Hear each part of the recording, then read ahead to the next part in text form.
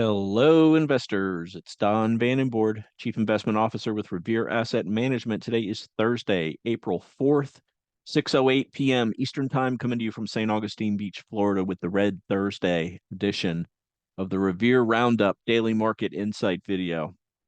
State of the market downgraded from uptrend. We had it pretty good for 5 months, but downgraded now to short-term pullback. You can see the trend gauge over here. Market leadership downgraded from bullish to neutral.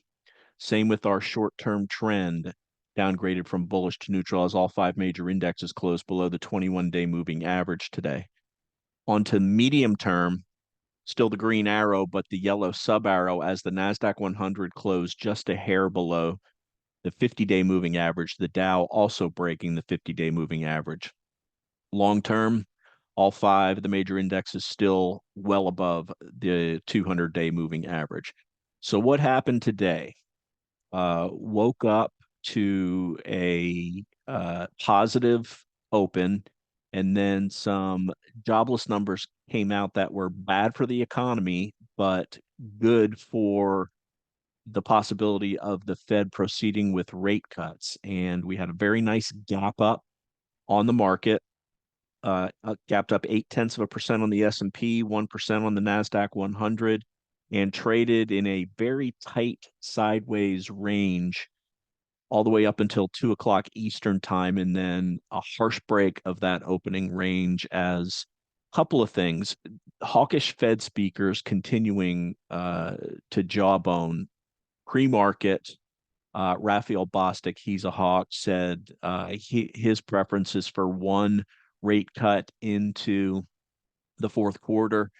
I can't remember the name of the other Fed head that came out and said, as far as I'm concerned, or she said, we've had discussions of maybe no rate cuts, and the market initially started to sell off or broke the range on that. Then some news hit the headlines that the U.S. has warned Israel of an threat of an imminent attack within 48 hours from Iran.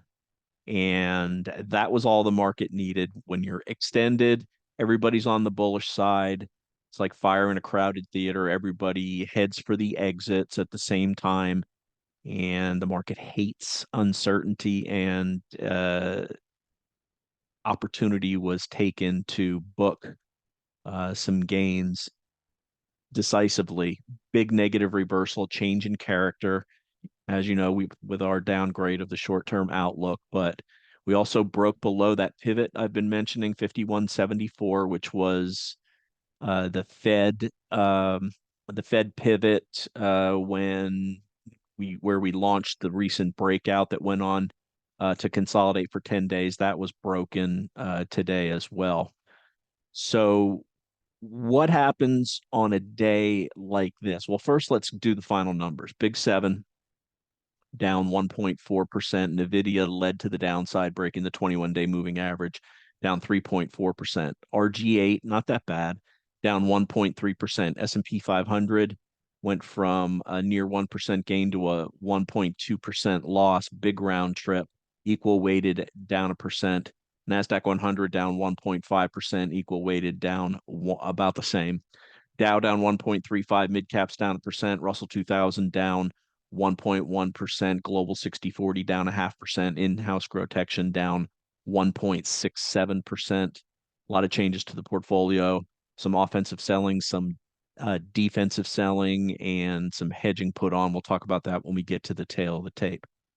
So let's go to the chart of the S&P 500 first of all, and you can see by what this bar looks like, and it's different from any bar as far as the range goes, going all the way back to the beginning of the rally in November. Really nothing like this. And really, if you look closely, nothing with this range going all the way back to March of last year, where we broke the 200-day moving average and then started a rally into the summertime before we had a sell-off.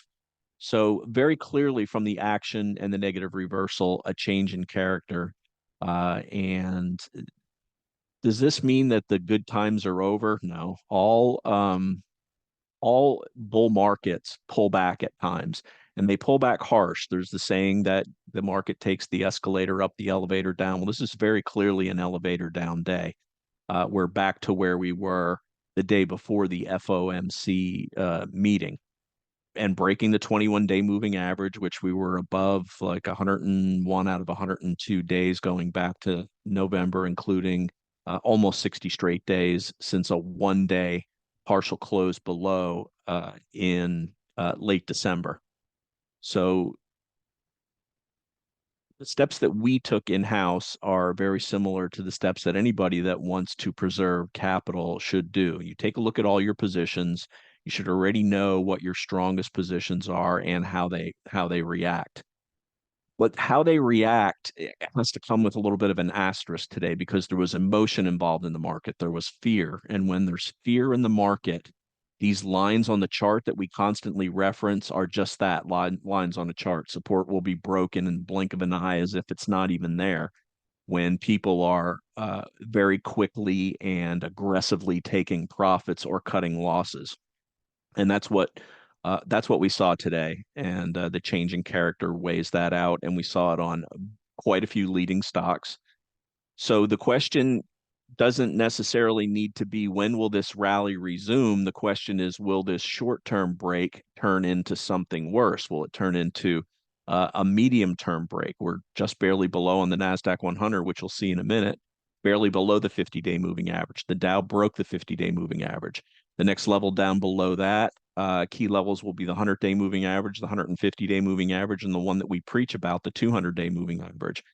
And we're nowhere near that right now. We're still 11% above the 200-day moving average on the S&P 500. But any recent buys that had no progress or you were down on, we sold them today. That's advisable. Anything that changed its character in action, if you have gains on it, you have to at least be considering taking some partial profits or hedging.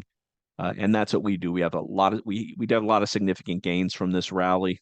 Don't necessarily want to pay taxes on them. So for some accounts, we put the hedge on for taxable accounts, and for other accounts as well, because that hedge could very easily turn into a directional play if all of our other stops get taken out and we just continue to ride the trend lower. If the short-term trend is going to turn into a medium-term trend lower, and the first thing that we'll watch for on any bounces is what happens when you get into the bounce back up into the declining 21-day moving average. Two things to consider. One is the Fed, obviously. A lot of jawboning, kind of paving the way for the fact that we may not see these 3 rate cuts that the Fed initially had planned on. And certainly the 2 speakers today were pointing in that direction. We've also got a jobs report tomorrow. The economic data has meant more recently, because that's weighing into the overall consideration of the Fed of whether they should start cutting or not.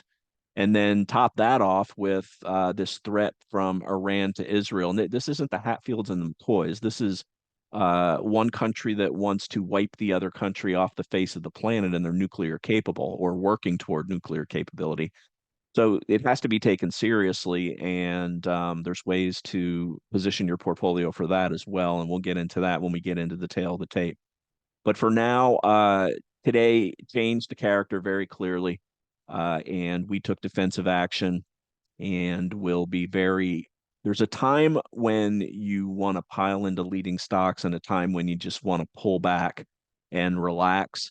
We've mentioned repeatedly over the last month how the leaders of this prior uptrend, like CrowdStrike, Nvidia, Uber, have been showing relative weakness.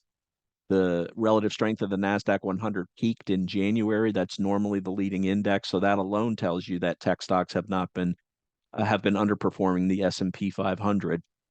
And that's normally the leading index. We've seen commodities money rotate into those, and we took advantage of that. But you ride things it's just about having stops and having stay in sync with the market, and the market changed today. So if you're going out for the day and you know it's going to rain and you don't take your umbrella, you're just asking for trouble. And this is a simple analogy. We talked about this 5174 level, and very clearly, if you look at a 30-minute chart here, there's the 5174 level, and we bounced on it when we tried to test it, and you can see what we're seeing here. So it changes things. Will change our outlook on the market. Will change the way we really want to go into potential leading stocks. You have to take pullbacks with a grain of salt now, because this isn't a normal pullback day. It's a change in character day, and we wait and see what tomorrow with the jobs report, what the reaction is. The worst thing could be a big spike up if we get a jobs report that's viewed favorably, and then a break of today's low, because this is looking like when you close at the lows, uh, further progress to the downside and then a snap to the upside. You see where the snap to the upside goes. In this case, it would be the rolling over 21-day moving average.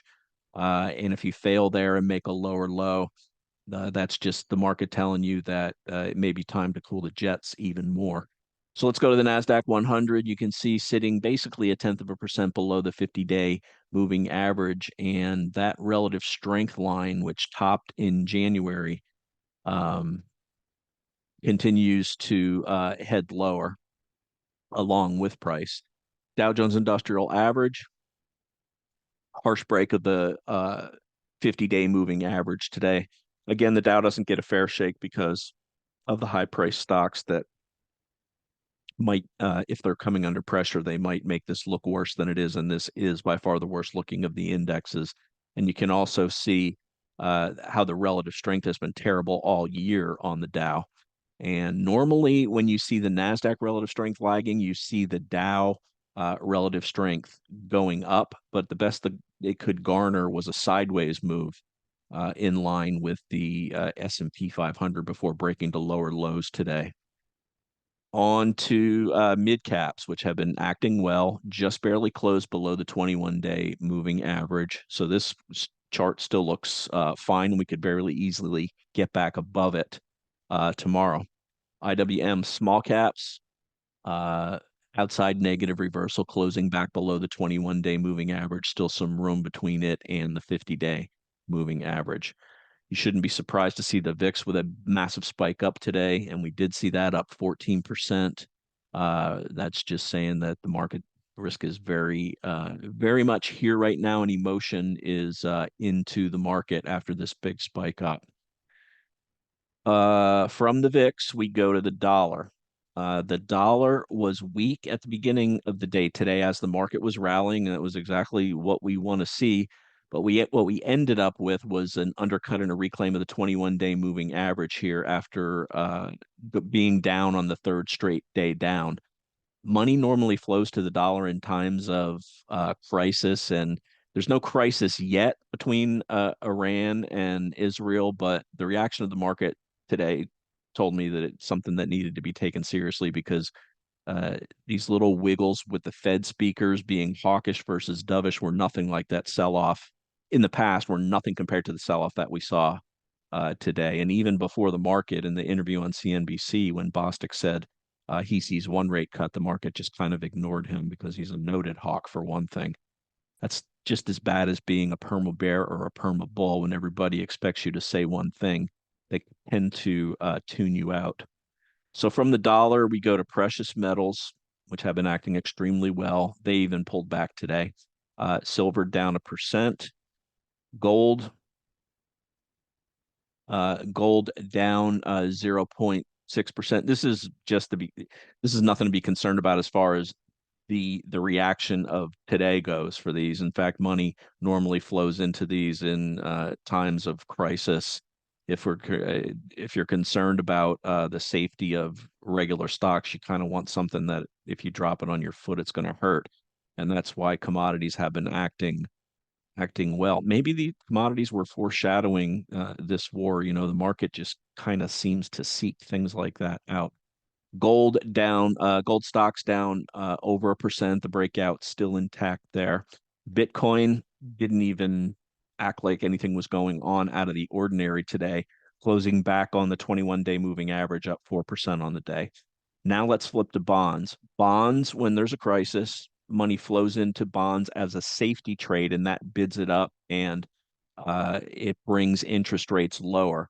And that's what we saw today across the board. Bond prices higher, which means yields go down, and they'll override what the Fed's saying or what the prevailing market wisdom was when a fear trade is going on.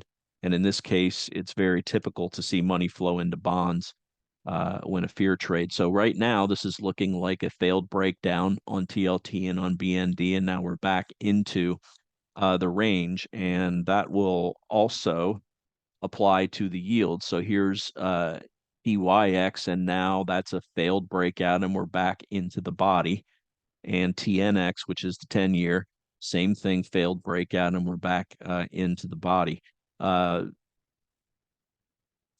is that everything. Yeah, that's everything for interasset correlation. Let's look at the equal weighted indexes very quickly. Equal weighted S&P 500 also breaking below the 21-day moving average, and QQEW equal weighted NASDAQ 100 breaking not only the 21 but also the 50-day moving average. So let's go to the tail of the tape now. You can pause this. The big VIX spike up, hawkish Fed speakers, the Iran-Israel threat. Now, tomorrow morning, the NFP jobs report, we'll see what the reaction to that is. Day count from a 10-day consolidation, that's over, to day one down, third day below the 8 EMA, first day below the 21 EMA. As far as sectors go, the dollar, Bitcoin, not the dollar, sorry, bond prices bid up in a fear trade, Bitcoin as well. DFEN and ITA, which are defense, as in aerospace and defense sectors, and we bought DFEN today when that news hit. We've been kind of looking at ITA, and it was pulling back nicely to the 21-day moving average, so kind of a good low risk entry point here for that. And oil, not necessarily oil stocks, but oil. Oil stocks were mixed today, but oil was up, and again, that's on fears of the Mideast. Dollar was weak, ended up flat. To the downside, all 11 S&P sectors, gold, gold and silver stocks, and semiconductors. So early in the day, when we saw the gap up, we saw weakness in Nugget, weakness in FCX, and we did some offensive selling on these. They were between 3.5% and 4% extended from their 21-day moving average. So we cut both of the sizes in half on those, locking in some very nice gains. And then really, we're just kind of sitting on our hands watching the market. And then after 2 o'clock, our stops were hit on Dexcom, on UWM. We trimmed some SSO. Our stop was hit on the ad yesterday on Uber. We put on a hedge with SPXS. This offsets the SPXL position. Why didn't you just sell SPXL? Well, we may for non-taxable accounts, but for taxable accounts, this will offset having to pay taxes this year if you've got a big taxable gain on that. And then we bought DFEN, as I mentioned, that's a aerospace defense ETF. It's a leveraged ETF. Bottom line, Iran, Israel, Iran-Israel threat derails the rally. All indexes below their 21-day moving average. Also, some breaking below their 50-day moving average. And stops hit on quite a few things, and a lot of others on warning for either hedging or taking them off the table completely. So let's look at what we bought today. Here's DFEN. Bounced at the 21-day yesterday after a day 3 pullback.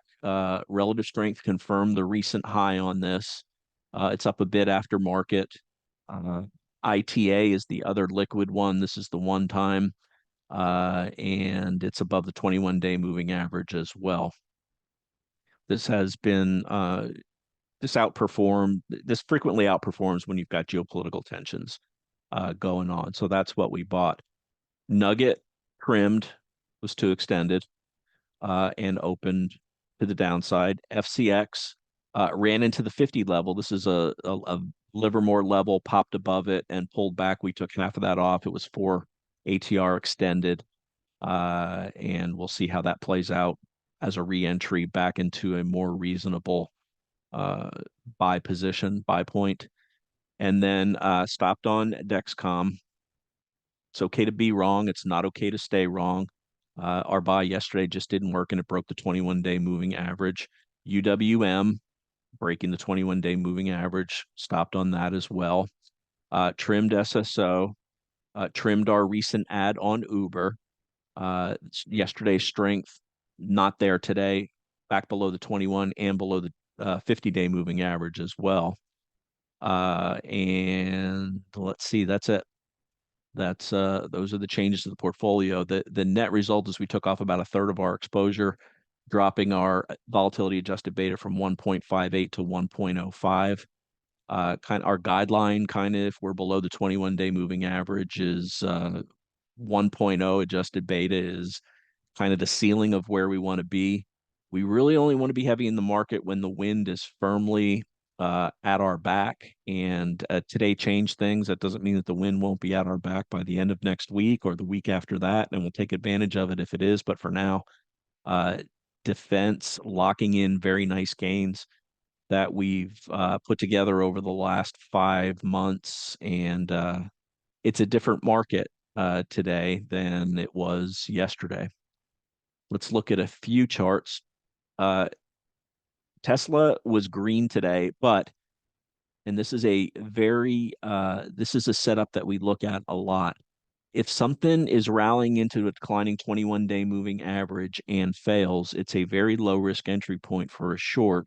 And this is what we're going to be looking at on the S&P 500. With it breaking the 21-day moving average, the 21-day rolls over and it goes from support to resistance. That's the most important thing we're going to be watching on the S&P 500 going forward, is whether that 21 acts as resistance. Because if it starts just trending lower and every time you bounce into it, you fail, or you get back above it and you fail or a day or two, that's a very clear change in the trend. And then eventually you'll hit the 50-day moving average, and then you've got the same decision to make there. This is how the beginning of corrections happen. First, the short-term averages break, then medium term, then you start taking a look at the longer term. And you can see the averages flattened out with the big move down today. And that's the number one thing we'll be keeping an eye on, and certainly cooling our jets on new buys for individual names, and watching if our stops get taken out on other names for hedge. It will either hedge or just wrap up the small loss, or book profits. What else do we want to look at today? What was green? You do want to pay attention to what was green on a day like today. And I guess people will still drink Celsius if Iran attacks Israel. It was up today, but it had a 7-day sell-off, and looks like it wants to form a new base. DraftKings was up way more than it was today. Negative reversal. Had some strength in this breakout move, but closing at the bottom of the range. It's just, it's just not worth it, plain and simple. When things reverse like this, and if the market's not in your favor, the market is firmly in your favor a couple times a year, and it has been for the last 5 months. But I'm telling you what we're doing. Obviously, you can make your own decisions, but let's here's a leader, Maple Bear, which is Instacart.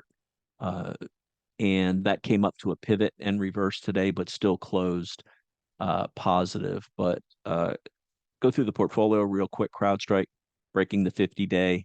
We've got a decision to make. First close below the 50-day on this. We've got a decision to make tomorrow on this.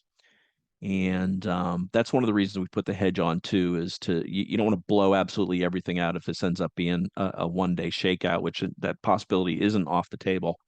But you let the stocks and you let the indexes tell you what it needs to be. But again, here's what we've been seeing in a lot of leaders that came off the bottom and led this rally from November, is declining relative strength while they either went sideways or slightly worked their way higher. Here's NVIDIA. This didn't really have the relative strength lag. It was confirmed when it made a new high, but just barely. But it has been really just underperforming over the last week. Even when any strength came into the market, when any weakness came in, this was one of the things that was sold. And it may be people just taking profits because they've got to pay their big tax bill for the big gains on this. That's a possibility as well. But this 850 level is a key level, the prior shakeout low on this day here. I don't know that a bunch of other things really jump out that need to be. All charts took a hit today. If they didn't, certainly begs looking into why not. Spotify was one that finished green today as well, but ran into that 300 Livermore area and is very extended. Very positive volume patterns on it as well. So, William O'Neill said, and this is one of the tenets of what we do versus traditional advisors, anybody can get you in, who's going to get you out? And there's a reason why you're listening to this video right now, and that's because we don't blindly sit in harsh pullback markets. The dual mandate, as I mentioned, just like the Fed has a dual mandate, so do we, and that is to grow gains in market uptrends and protect them during downtrends. Every downtrend starts with a harsh break off the top. Well, not every, but most often. It's just this is what started last July's pretty severe pullback, and we could see another one like that, or we could turn around tomorrow. We don't take anything off the table. We are flexible in our approach, and we let the market tell us. That's really the final arbiter. But this has been a great wave to ride, but that wave came crashing onto the shore today. So it's time to get off and reassess things. And that's going to wrap it. As always, like to hear from you. The email is don@revereasset.com. The phone is 855-REAL-WEALTH. If you're interested in becoming a client, my partner Dan Stewart can be reached at dan@revereasset.com. As I said, if you've had good gains, but you've got no downside protection, now's the time to punt your other advisor and come to Revere, where we've got a solid sell strategy that stays in sync with the market. This could be a mild short-term correction. It could be medium. It could be a harsher pullback. We don't ever take anything off the table, as I said, but everybody's a genius in a bull market. It's who can protect you from the downside when that bull market ends is what separates the technicians and the people that really will protect your nest egg versus the people that all bounce their tennis ball off the wall with their feet up on the desk, telling you to think long term. Long term's great if you have the lifespan of an oak tree or one of those big redwoods out on the West Coast, but people don't. We have real problems, real life events, including retirement, and you don't want to see your savings torn apart by the market. You don't have to give it back if you've got a solid set of rules to lock those profits in.